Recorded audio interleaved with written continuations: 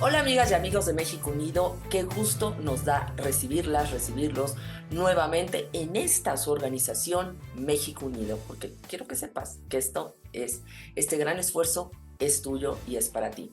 Pues bien, volvernos a encontrar es también una gran oportunidad de poder seguir analizando qué pasó con algo que fue totalmente inimaginable. Y no solo eso, nos tomó por sorpresa a todos y sabemos perfectamente lo que viene. El poder compartir cómo nos sentimos, cómo lo estamos viviendo, también es muy sano, porque sabemos que muchas personas están muy tristes, no quieren volver a saber nada, se sienten totalmente abrumados y eso es normal. Muchos no quieren ni siquiera ver noticias y yo sí quisiera decirles que no solo es normal, sino que nos demos ese espacio para volver a tomar fuerza, porque no nos queda mucho tiempo y ahora van a ver ustedes por qué. Pero antes de eso, a mí me gustaría que hiciéramos también un planteamiento de el fraude, porque fue un fraude y una elección de Estado, el que pudiéramos ver cómo se orquestó esta estrategia tramposa desde el régimen, desde Morena, quienes no solo atacaron un frente, sino empezaron a debilitar la democracia y fueron muy precisos con una estrategia muy exitosa, obviamente, insisto, muy tramposa. Primero que nada, por parte del presidente, un desacato a la ley y la intervención constante en la campaña durante más de 2000 mañaneras apoyando a su candidata y golpeando a la oposición, exagerando resultados o inventando resultados y criminalizando a Xochitl Gálvez. La intención de no llenar las vacantes del Tribunal Electoral, que tiene que ser 7, y solo había 5. Uso de recursos públicos de forma descarada y cínica y sin control alguno por parte del INE. Miles de millones de pesos en propaganda como mantas, lonas, bardas, folletos, mítines y acarreo fuera de ley. Condicionamiento del voto a favor de los programas sociales que, si no se votaba por Claudia, se iban a desaparecer, con la inversión de más de 2.700 millones de pesos en programas sociales. La compra y coacción del voto, obviamente, todos lo vimos, control de los medios, desinformación, mentiras y alabanzas al gobierno con el presupuesto asignado a medios de comunicación masiva. Esas 20 propuestas constitucionales como continuidad de un gobierno le dieron oxígeno a Claudia. Los narcoacuerdos, operación del crimen organizado en favor de Morena, con cientos de asesinatos que inhibieron también la participación. 25,000 siervos de la nación al servicio de Morena durante 5 años y medio. Y también hubo algunos fantasmas en esta elección. Primero que nada, los capacitadores electorales renunciaron y fueron sustituidos antes del 2 de junio, lo que obligó a que la mayoría de los funcionarios de casilla no estuvieran bien capacitados. También muchos de esos funcionarios renunciaron por miedo y fueron sustituidos por personas de Morena, aunada a que en muchos estados y en muchas casillas no hubo representantes de la oposición. Esto ayudó a que finalmente pues pudiéramos ver también un voto pues y que no se puede explicar a favor de Morena, en donde se votaba el 100% en la casilla por Morena, vaya, ni siquiera un solo voto de la oposición, pero no solo eso, nunca se ha dado el caso de que las 750 boletas que hay en una casilla sean todas utilizadas. Lo esperado siempre es que quedan algunas que no se utilizaron, pero fueron tan cínicos en sus trampas que se pusieron a tachar todas. También la violencia en las casillas, muchas de estas casillas se suspendieron, y la violencia que habíamos visto contra los candidatos. El seguimiento de la jornada fue lento y con carencias, lo que generó una gran incertidumbre y la falta de también de un proceso electoral, más bien la falta de equidad en este proceso electoral. La candidata mayoritaria, porque así se le llama, cuando tenga su constancia, pues evidentemente es una mujer que a todas luces no tiene carisma, no ha dado resultados, hizo un pésimo gobierno aquí en la Ciudad de México. Es por eso que solamente podemos explicar el, estos resultados, pues con esto que fraguó López Obrador, que eso sí, es una bestia política, es lo único que sabe hacer bien. competir electoralmente. Gobernar ya nos dimos cuenta que no tienen la más remota idea ni tampoco las ganas de hacerlo. Es por eso que nos tomó por sorpresa, porque en el 2021 nos dimos cuenta que, pues de alguna manera sí se le podía ganar, porque logramos muchos triunfos en el 2021 y la verdad, la soberbia como ciudadanía nos cegó. Pues bien, esto da como resultado, los resultados del domingo del 2 de junio, pues la eliminación de la pluralidad, es decir, un país monocromático sin contrapesos, lo que genera una gran incertidumbre económica al país y nos lleva también a una profunda autocrítica como sociedad civil para lograr reagruparnos y ser muy estratégicos, como lo ha sido el régimen. También otra de las cosas que no pudimos contrarrestar fue la narrativa. Este gobierno fue muy, muy eficaz en sus narrativas y obviamente muy disciplinados todas y todos en la forma como hacían eco de la narrativa del presidente. Nosotros cada quien andaba en sus rollos, cada quien decía lo que quería. Y eso no es pues nada positivo, ya lo estamos viendo. Yo espero que hayamos aprendido la lección porque tenemos muy poco tiempo para seguir lamiéndonos las heridas y seguir recriminándonos que no hicimos, porque ya viene la primera amenaza, el primer peligro. López Obrador, desde el principio de su mandato, pues empezó a atacar al INE, a los órganos autónomos, estos órganos que le ponen límites, que frenan su poder y que también lo fiscalizan. Pero también fue durísimo contra el poder que no controla, que es el poder judicial. Pues bien, ahora lo que pretende es prácticamente desaparecerlo. Y la forma de hacerlo es a través de que los jueces y magistrados, quienes hoy de forma muy exhaustiva se eligen para que realmente cuenten con las capacidades de ser las y los mejores juzgadores, pues bien, no, López Obrador lo que quiere es que ahora se vote por ellos en las calles. ¿Y qué puede derivar de esto? Que primero que nada, los jueces y magistrados tendrán que hacer campaña. ¿Quién carambas va a pagar su campaña? ¿Nosotros con los recursos públicos o van a encontrar patrocinadores, como podría ser un grupo delincuencial, para que en el momento que ellos lleguen al cargo, pues trabajen para ese grupo delincuencial? Imagínense ustedes que son atacados por este grupo y no los va a defender el juez, al contrario, va a darle la razón a este grupo delincuencial. Por otro lado, también si el gobierno invade tu propiedad, si el gobierno comete algún acto en contra tuya, pues seguramente esos jueces ya no te podrás amparar porque el gobierno o estos grupos fácticos que han pagado las campañas, pues le van a dar el peso mayor y sobre todo le van a dar la razón a estas personas y no a ti.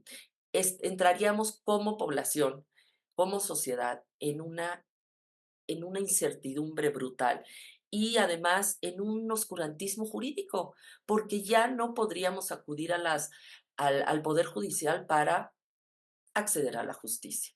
Sin embargo, Morena no le importa, porque lo que Morena está buscando es nuevamente aludir a la sabiduría del pueblo, que ese pueblo que no tiene idea, que solamente ve las mañaneras y que no les importa más allá que darle gusto a López Obrador, saca y pretende sacar este fin de semana pasado, o sea, de ayer, sábado y domingo, una encuesta que no tenemos ni la más remota idea qué van a preguntar, cómo lo van a preguntar, dónde va a ser la muestra. Por supuesto que no. Es lo mismo que hicieron en 2018 para justificar la eliminación del aeropuerto que tanta falta hace y nos costó miles y miles de millones de dólares el chistecito. Pues ahora nos va a costar la democracia en el país, la desaparición de la república como la conocemos.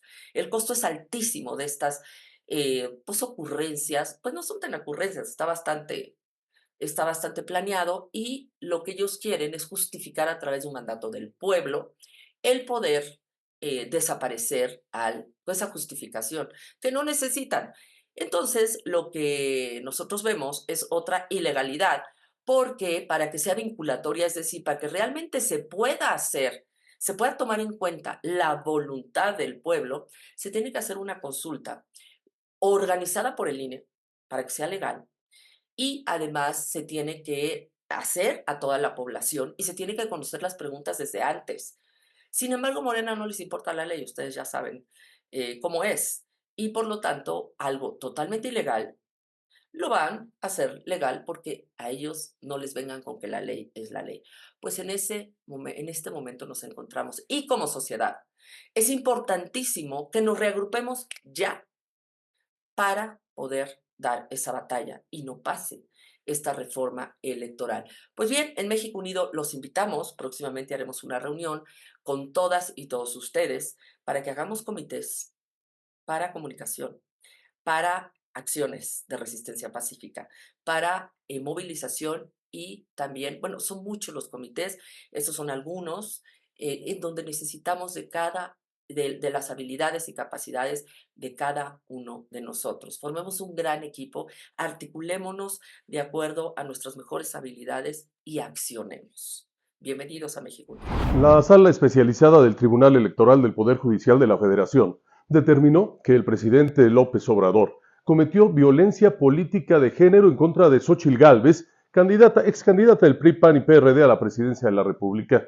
Sin embargo, la ley impide sancionar al presidente de la República por estas faltas en materia electoral, por lo que solo se acredita su responsabilidad. Se denuncia que el presidente hizo comentarios que incurren en violencia política en 11 conferencias matutinas. La sala especializada acreditó la infracción sobre las expresiones que hizo el mandatario de que Xóchitl Gálvez obtuvo la candidatura por decisión de un grupo de personas con poder político que la designaron para utilizar su imagen como una mujer de pueblo y que con ello pretendía causar simpatía ante el electorado. Las manifestaciones del presidente configuran violencia simbólica con el objeto de menoscabar el reconocimiento de sus derechos políticos con base en el carácter de mujer e indígena, al reforzar el estereotipo de inferioridad o dependencia para acceder a cargos públicos y que no es autónoma en sus decisiones. Además, puntualizó que se niega a reconocer su trayectoria como funcionaria pública. Raro. El gobierno de López Obrador arremetió el miércoles pasado contra el ministro de la Suprema Corte de Justicia de la Nación, Luis María Aguilar, quien criticó la reforma al Poder Judicial impulsada por el mandatario federal, al señalarlo en la conferencia matutina de reproducir la campaña de mentiras contra la iniciativa. En la conferencia matutina, Elizabeth García Vilchis, de la Vilchismosa, encargada de la sección ¿Quién es quién en las mentiras?, señaló que las declaraciones de Luis María Aguilar sobre que existe el riesgo de que se pierda la autonomía del Poder Judicial y se entre a una etapa de autoritarismo son falsas, ya que lo que se busca es que los ministros sean elegidos por voto popular. Aquí lo que dijo la Vilchismosa. Un ministro fue al ataque contra la reforma al Poder Judicial. Quizás ustedes lo vieron, pero si no, a todas y todos los que nos están viendo, el ministro de la Suprema Corte de Justicia de la Nación, Luis María Aguilar, se lanzó con todo contra la reforma al Poder Judicial. El señor, convertido en juez y parte, el ministro Aguilar, critica la reforma lanzando la mentira de que se perderá la autonomía del Poder Judicial y que se entraría en una etapa de autoritarismo. Eso dijo. Todo esto es falso, lo desmentimos. Luis María Aguilar Morales es el ministro que guardó 10 meses el expediente de una televisora que no le gusta pagar impuestos. El monto, 25,000 millones de pesos, así, lo guardó en su escritorio. Pero también, ¿qué hizo Luis María Aguilar? Concedió la libertad de al menos 65 personas involucradas que participaron en la desaparición de los estudiantes de Ayotzinapa, con la justificación de tortura. Pero también saben a su secretario particular, le encontraron maletas de dinero en su auto. Bueno, ahí no acaba esto. Vamos a ver quién nominó al ministro Luis María Aguilar. ¿Me pasan, por favor, la foto? Miren nada más esta foto. Lo nominó nada más y nada menos que el narcopresidente Felipe Calderón. El Frente Cívico Nacional convocó a un encuentro ciudadano el próximo sábado 6 de julio en la Ciudad de México para reorganizar su lucha. En un mensaje desde redes sociales, Guadalupe Acosta Naranjo llamó a los ciudadanos a plantear propuestas sobre las medidas que se podrían tomar por parte de organizaciones civiles luego de los resultados de las recientes elecciones. Amigas y amigos, estos días han sido días muy agitados, días de muchos sinsabores y de una que otra alegría. Tenemos que pensar qué es lo que va a seguir en la ruta de nuestro trabajo, desde las organizaciones ciudadanas, en conjunto con muchísimas personas que están preocupadas por el futuro de nuestro país. En los próximos días debemos de reflexionar entre todos cuál es el camino a seguir. Hemos escuchado y a mí me han llegado, junto con otros compañeros, dirigentes del Frente Cívico Nacional y de otras organizaciones aliadas, muchas propuestas de qué debería de hacer la sociedad civil en este momento y en esta coyuntura. Quisiéramos pedirles, por favor, que esas propuestas las pongan en 2, 3, 4, las cuartillas que ustedes crean, sean necesarias, ordenen sus ideas, porque queremos convocar desde el Frente Cívico Nacional a todas nuestras organizaciones hermanas, a nuestras organizaciones con las que hemos trabajado juntos, a un gran encuentro nacional ciudadano. Lo estamos planteando para el próximo sábado, 6 de julio, desde la mañana, desde temprano, en un lugar de la Ciudad de México que estamos por determinar, pero que avisaremos su ubicación con tiempo. Ojalá lleguen con esas ideas por escrito, para que hagamos un gran encuentro de ideas, analicemos las distintas posibilidades y tomemos decisiones de qué debemos de hacer. Estos primeros días después de la jornada del 2 de junio nos han demostrado que los temores que teníamos y que tenemos sobre la regresión autoritaria que ha vivido y se puede profundizar en México eran ciertos. Los primeros pasos que se están dando desde el poder presidencial y desde quien hoy se asume como la candidata ganadora no son alentadores para nuestra democracia. El comisionado presidente del Instituto Nacional de Transparencia, Acceso a la Información y Protección de Datos Personales, INAI, Adrián Alcalá, reiteró el llamado al diálogo planteado este lunes, al que se refirió como Plan D, dirigido a la virtual presidenta electa Claudia Sheinbaum, y que lleve a que este órgano conserve su autonomía para garantizar el ejercicio eficaz y libre de los derechos que protege. Aseguró que retroceder en los avances que se han logrado a través del INAI, como la rendición de cuentas y la transparencia, sería un retroceso en perjuicio de toda la sociedad. Durante el foro Archivos y Empoderamiento Social, el comisionado presidente dijo que el Plan D consiste en un plan de diálogo para que continuemos en la defensa de este órgano garante nacional. Alcalá mencionó que el INAI protege el derecho a saber y ayuda a fortalecer la democracia, dando las herramientas necesarias a la ciudadanía para que pueda exigir la rendición de cuentas a sus gobernantes. La ex candidata presidencial Xóchitl Gálvez presentó impugnaciones formalmente contra el proceso electoral 2023-2024, solicitando una investigación y sanción a la intervención del presidente López, así como la violencia e intervención del crimen organizado en las recientes elecciones.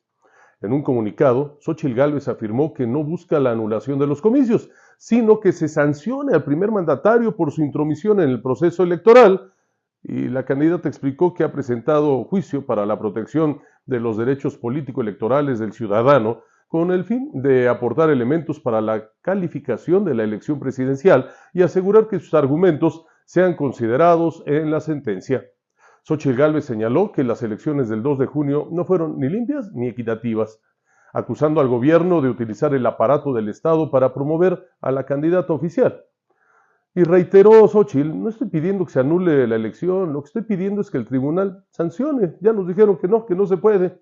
Pero fíjese que ha habido y que hubo más de 50 tarjetas amarillas en contra de López del sistema, pero ya lo sabemos, no pasa nada. Como parte de la defensa del Poder Judicial y sobre todo para tener nosotros los argumentos para defenderlo y también salir a las calles o en nuestro propio ambiente del por qué es necesario defender al Poder Judicial, yo los invito a que escuchen a nuestra presidenta de la Suprema Corte de Justicia de la Nación, Norma Piña. La independencia judicial es un pilar esencial de la democracia y de la protección de los derechos. La independencia judicial, y tiene que quedar muy claro, no es un privilegio de los jueces, es un derecho de los justiciables. Es el principio que garantiza una adecuada impartición de justicia para hacer efectivas las libertades y la igualdad de las y los mexicanos.